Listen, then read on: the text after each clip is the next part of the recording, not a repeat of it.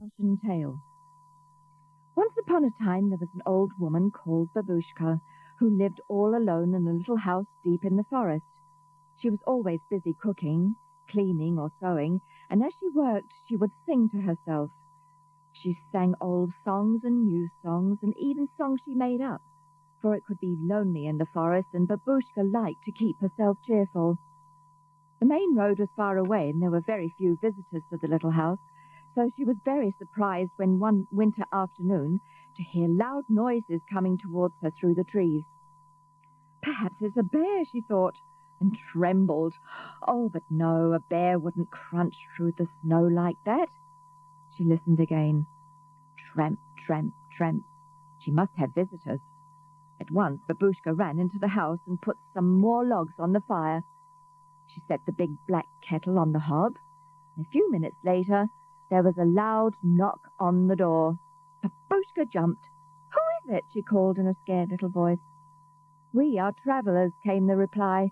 "We are very tired and have lost our way. Can you help us?" "Come in," cried Babushka, and she flung open the door. "You are welcome to rest by my fire on this bitter day." A young man came in, smiling gratefully, and leading an older man. Then a third followed, shaking the thick snow from his coat. All three wore rich clothes, and the man who came last had shining gold rings in his ears. While Babushka busied herself eating a thick soup and cutting bread, the travellers told her they were journeying in search of a baby prince. "His star was guiding us," they explained, "but the sky is so full of snow that we can't see it any more." "Don't worry," said Babushka helpfully. "When you've eaten and rested, I'll show you where the road is, and then you won't need to follow a star." "You are very kind," answered the youngest man, "but only the star leads to the Christ child." Babushka was astonished. A child and a star? What can this mean? The three men told her that the star was the sign of a holy child's birth, and they showed her the rich presents they were taking to him. When she saw them, Babushka's kind heart rejoiced. "I wish I could see this child," she murmured. "Come with us," they cried, "and help us in our search." But Babushka shook her head sadly, thinking that she was much too old to travel, and began ladling out the soup. And when the three men had eaten and rested, they thanked her and set off again through the trees. The house seemed empty when they had gone, and as Babushka sat rocking slowly in her chair, "I would like to see the baby prince," she whispered over and over again. Suddenly she jumped to her feet. "And I will. I'll join the search. There's nothing to stop me. I'll go tomorrow, so I will." Quickly Babushka packed a small bundle of clothes, and then she collected together her greatest treasures to take to the Holy Child: a carved wooden horse, a little cloth ball, an old doll, a few painted fir cones, and some pretty feathers that she'd found in the forest. Early in the morning she wrapped up warmly and left her little house. She tried to find the path the travellers had taken, but fresh snow had covered their tracks. "Have 3 kings passed this way?" she asked a farmer. "Kings? In this weather? What a foolish question!" roared the farmer, but he stomped away crossly. Then she met a shepherd. "Have you seen a bright star?" she asked him eagerly. "Thousands, old woman," he chuckled, "right above you, and they all shine brightly." Her husband trudged past with his herd of cattle. "Have you any baby princes been born here lately?" Babushka questioned him anxiously. "We've plenty of babies," he replied, "but not a prince among them." She trembled on wearily, stopping everyone she met to ask, "Have you seen the Christ child, please?" But no one could help her. And to this very day, Babushka has never stopped searching. She still travels the country looking for a baby prince, and whenever she meets with a child who is sick or unhappy, she digs deep into her pack and always finds a little toy to make them smile.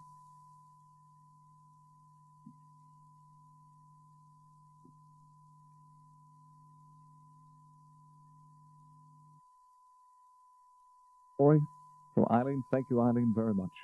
It's 21 to 7, bit of Christmas spirit around. And the sounds of joy to the world. Coming up, but first, it's time for some White Christmas here on Kids Time at your place. Come on, cried Mr. Beaver, who was almost dancing with delight.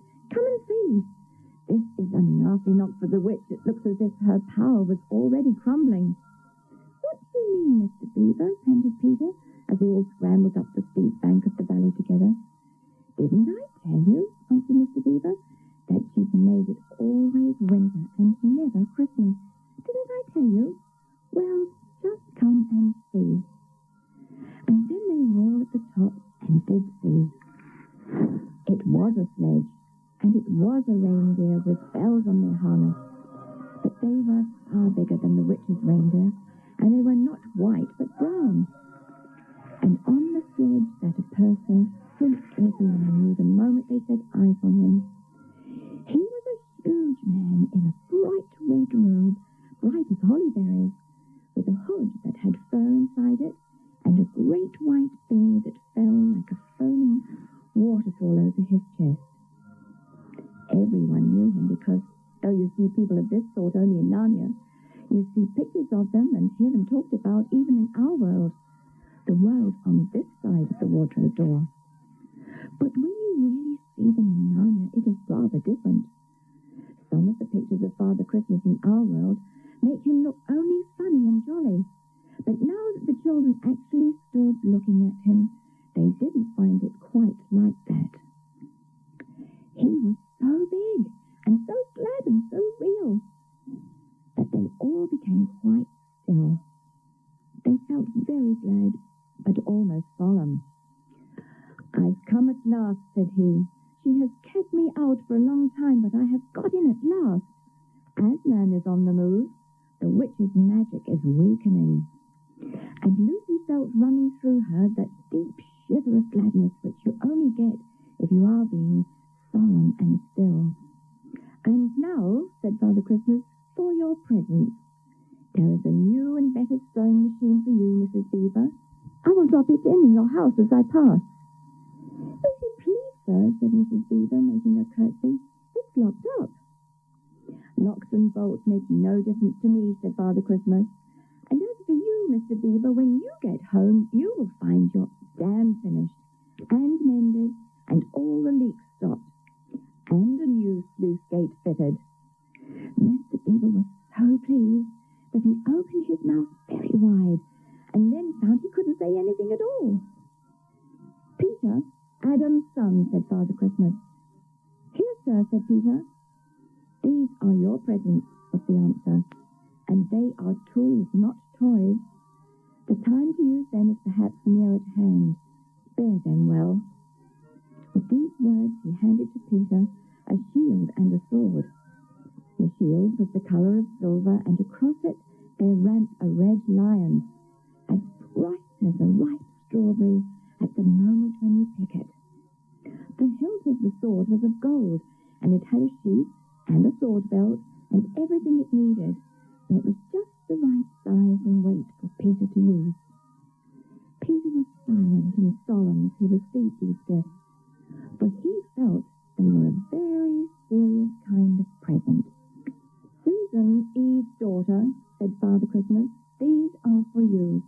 He handed her a bow and a quiver full of arrows and a little ivory horn.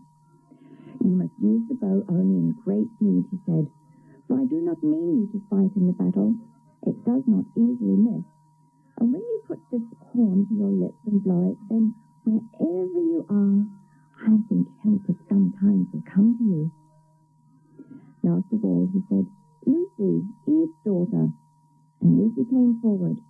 He gave her a little bottle of what looked like glass, but people said afterwards that it was made of diamonds, and a small dagger.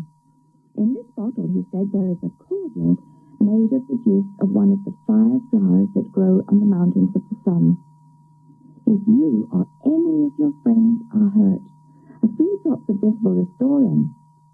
And the dagger is to defend yourself at great need, for you also are not to be in the battle.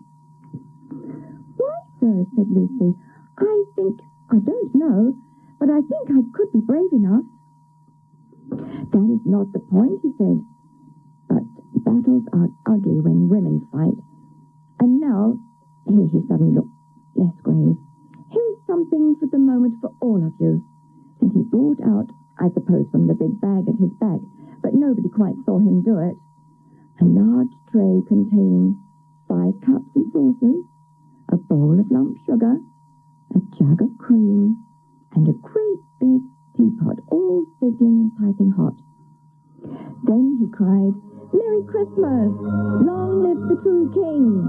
And he cracked his whip, and he and the reindeer and the sledge and all were out of sight before anyone realized that they had